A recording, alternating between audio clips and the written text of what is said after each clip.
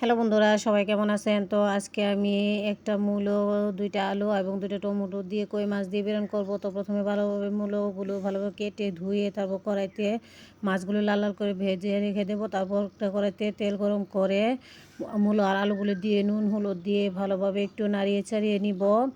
যখন মূলোগুলো ভালোভাবে ভাজা হয়ে যাবে তখন আলাদা একটা পাত্রে নামিয়ে তারপর এই কড়াইতে তেল দিয়ে পেঁয়াজ কুচি দিয়ে ভালোভাবে নাড়িয়ে চাড়িয়ে পরিমাণ মতো পানি দিয়ে হলুদের গুঁড়া, মরিচের গুঁড়া, স্বাদ মতো লবণ দিয়ে দিব। দিয়ে আবারও ভালোভাবে একটু নাড়িয়ে ছেড়ে দিব।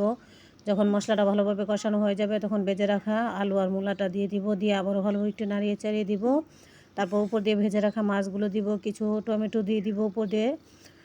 দিয়ে আবারও ভালোভাবে একটু নাড়িয়ে ছাড়িয়ে নিব। তো বন্ধুরা, টমেটোগুলো আমি আগে থেকে কুচি করে রেখেছিলাম। তো যখন ভালোভাবে কষানো হয়ে যাবে সবজিগুলো তখন উপর দিয়ে পরিমাণ মতো পানি দিয়ে দিব, যতটুকু আমি ঝোল রাখবো।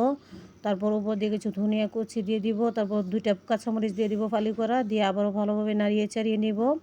তো অপেক্ষা করবো তরকারিটা হয়ে আসা পর্যন্ত। তো বন্ধুরা, আমার পাশে থাকার জন্য সবাইকে ধন্যবাদ।